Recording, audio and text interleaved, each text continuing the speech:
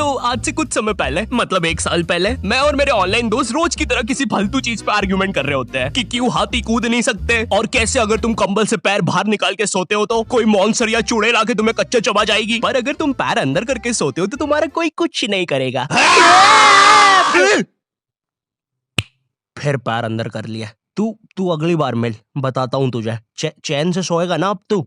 ले तेरा light on कर दिया, अब ठंड में बिस्तर से उठना पड़ेगा। ले तेरा पंखा भी ऑन कर दिया अब तो ऐसी किसी बात पे आर्ग्यूमेंट चल रहा होता है, तो उसी बीच न जाने मेरे दिमाग में क्या आता है और मैं बोलता हूँ, तुम लोग अच्छे लोग हो, हमें मिलना चाहिए। ये सुन के भैया सन्नाटा मच गया। हाँ क्या बोला तूने? आयु तुझे पता है ना ऑनलाइन दोस्त कभी मिल नहीं सकते। इनफैक्ट ऑनलाइन दोस्त जैसी तो कोई चीज ही नहीं होती, हम सब तो रोबोट है। आयु तू हमारा दोस्त हो ही नहीं सकता, हम जा रहे हैं। फिर उन लोगों ने एक दूसरे के गले में हाथ डाला और न जाने क्यों गुस्से में डोरेमोन का थीम सॉन्ग गाने लग गए, वो भी तमिल में।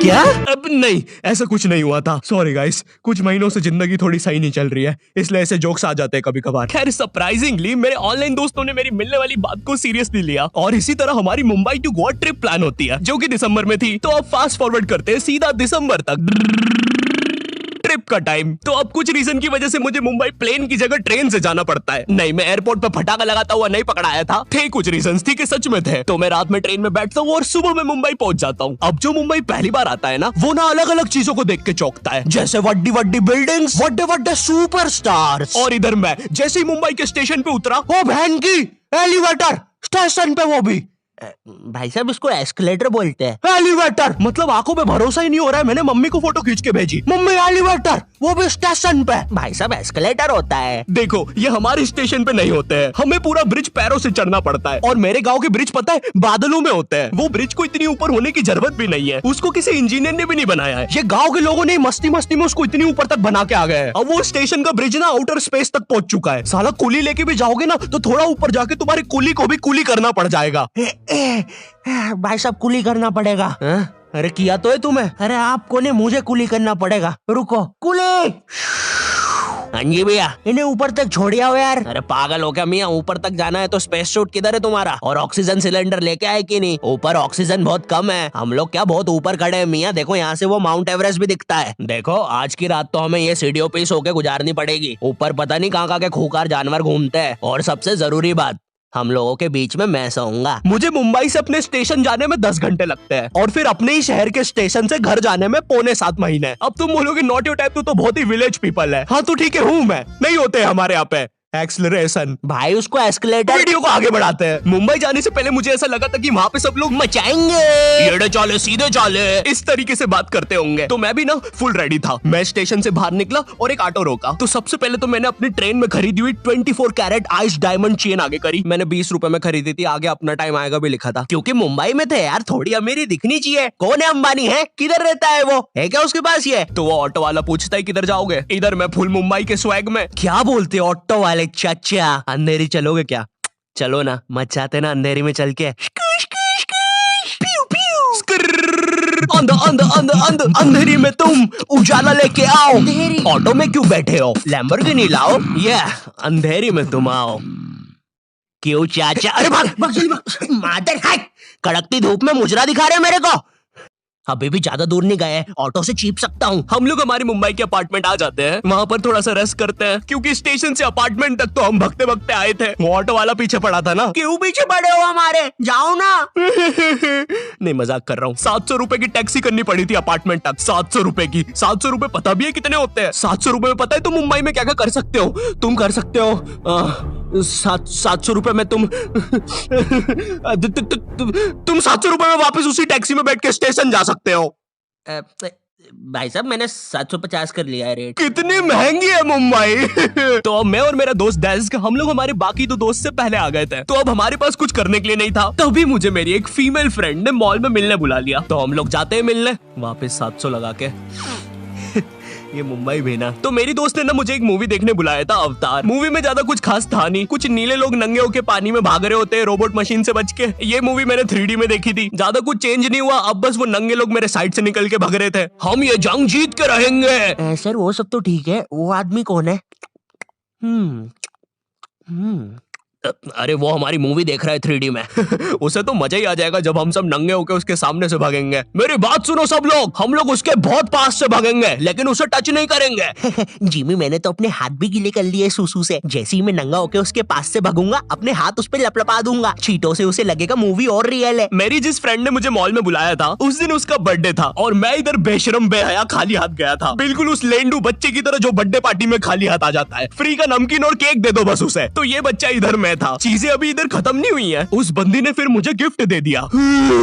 चीजें अब सीरियस हो गई है। दुनिया का सबसे बड़ा क्राइम इधर, ठीक है इधर है, और फिर आता है किसी के बर्थडे पे उनसे ही गिफ्ट ले लेना इधर। पहले तो मुझे समझ में नहीं आया कि ये बंदी मुझे टॉन्ट मार रही है कि सच में गिफ्ट दे रही है। मुझे उस समय इतनी ज्यादा शर्म की अनुभूति और आभास हो रहा था, मेरा मन कर रहा था उठ के भाग जाऊं वहां से।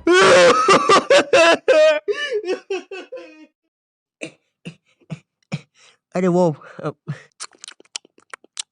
बाहर बहुत गर्मी है ना, इसलिए मैंने सोचा स्प्राइट पी लूं आके। और पेरी पेरी फ्राइज भी मेरे फेवरेट है। देखो अगर उस टाइम मैं चाहता तो अपने पीछे वाले जेब से बटवा निकाल के एक 50 का करारा नोट और 1 रुपया लगा के बड्डा लिफाफा बना के उसे दे देता, लेकिन मैं कोई 80 साल का दादाजी नहीं हूँ और वो भी मेरी पोती नहीं है, तो अब मैं कुछ कर नहीं सकता था। इसलिए मैंने बेशर्मों की तरह उसका गिफ्ट ले लिया और कमियां भी निकाल रहा हूँ। घड़ी तो अच्छी लाई हो तुम, लेकिन फास्ट ट्रैक की लाती तो अच्छी है घड़ी। इस ट्रिप पर ना हमारे बहुत ज्यादा पैसे खर्च हो गए थे, इतने कि मैं अपने बेसमेंट वाले बच्चों को खाना तक नहीं खिला पा रहा हूँ। चुप रहो, मैंने कहा ना नहीं मिलेगा खाना। आप पैसे के लिए India number 1 opinion trading app Probo पे क्यों नहीं जाते? हाँ, आप बस यहाँ पे यस और नो का आंसर देके लाखों में पैसे कमा सकते हो। प्रोबो एक ट्रस्टेड ऐप है जिस पर 1 करोड़ से भी ज्यादा यूजर्स हैं। यहाँ पर क्रिकेट, फाइनेंस, एंटरटेनमेंट और कई सारी कैटेगरीज में क्वेश्चंस है। जैसे अभी T20 सीरीज में इंडिया वर्सेस आयरलैंड में कौन जीतेगा? इंडिया ही जीतेगी। तो मैंने यहाँ यस दबा के क्वांटिटी स्लाइडर को बढ़ा दिया। अब अगर मेरा ओपिनियन सही होता है तो मुझे रियल कैश मिलेगा। अरे लेकिन विराट कोहली भाई, मैंने आपको कब पकड़ा? यहाँ तुम गूगल पे, पेटीएम, यूपीआई की मदद से आराम से 24/7 विड्रॉ कर सकते हो। ओ बाय द वे मैं पुलिस हूँ, तुम्हारे बेसमेंट की जानकारी मिली थी और प्रोबो का लिंक डिस्क्रिप्शन में है। डाउनलोड करने पर हम सभी को 25 रुपए का वेलकम बोनस भी मिलेगा, तो अभी जाके डाउनलोड करो। रात तक मेरे बाकी दोस्त भी आ गए थे, तो फिर हमने मुंबई की फेमस जगह, अरे वहीं जहाँ सब लोग जाते हैं घूमने के लिए, वहाँ घूमना स्टार्ट कर दिया। लेकिन जब तुम तुम्हारे दोस्तों के साथ रहते हो तुम्हारे दिमाग में मस्ती रहती है। तो एक मॉल में हमें एक सांड वाला झूला दिखता है। अब उसे देख के एक 21 साल का मैच्योर आदमी क्या करता? पापा बहुत बीमार है, बहन की भी शादी करवानी है, मुझे लगता है सांडू मैं तुम पे घूमी घूमी करने के लिए थोड़ा बड़ा हो चुका हूँ। लेकिन मेरे 21 साल के दोस्त ने क्या किया? घूमी घूमी। अब यहाँ एक सांड को दूसरे सांड पे चढ़ता हुआ देख हमें भी मस्ती छूटी। हम भी भाग के वो झूले के पास, भैया और तेज चलाओ, भैया और तेज, भैया और चलाओ तेज। मैं मुंबई में एंग्री प्रास से भी मिला था। उन्होंने मुझे अपनी बिल्ली से खेलने दिया था और अपना मास्क भी पहनने दिया था। अच्छा चलो मास्क मैंने बिना पूछे पहन लिया था, कैमरा फुटेज में तो आ ही गया हूँ मैं वहाँ पर अपने मैनेजर सौरभ भैया से भी मिला था। हम लोग मुंबई में लास्ट में जुहू बीच पर गए थे। वहाँ पर सब कुछ बढ़िया था, ठंडी ठंडी हवाएं चल रही थी, सब कुछ बढ़िया था। लेकिन फिर आसमान में कहीं से उड़ने वाली बंदर प्रजाति छा गई। ये बंदर प्रजाति फुग्गे की बनी थी। मेरा नाम है बुबली बंदर, मैं इंसानियत पे कब्जा करने आया हूँ, तो चुपचाप अपने घुटने।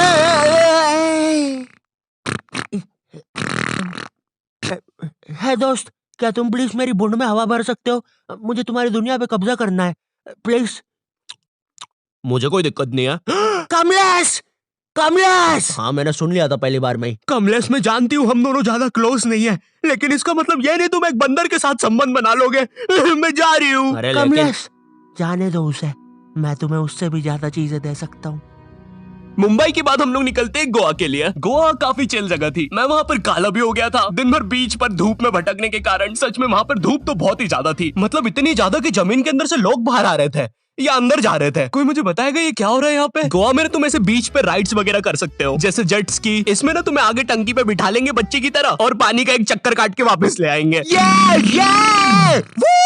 ये चलो ना। अरे हो गया भैया, अरे हम तो किनारे से ही वापस आ गए। इसके बाद आती है कुछ जानलेवा राइड्स, डेंजर राइड, जिसमें तुम्हें बोट से समुद्र के बीचों बीच ले जाएंगे और पतंगा बना के उड़ा देंगे। एक और चीज रहती है, जब तुम समुद्र के बीचों बीच पहुंचते हो ना, तो वो बोट वाला तुमसे पूछता है कि तुम्हें पानी में जाना है क्या। तो अब यहाँ पे जिसको तैरना नहीं आता है वो तो कुछ नहीं बोलेगा, लेकिन उस समय मेरे दिमाग में पता नहीं क्या चल रहा था कि मुझे पूरे गोवा के एक्सपीरियंस लेने हैं। मुझे तैरना नहीं आता है, मैं उतर गया समुद्र में। शुरुआत के 3.25 सेकंड तो कुछ भी नहीं हुआ, फिर पानी मुझे नीचे खींचने लगता है।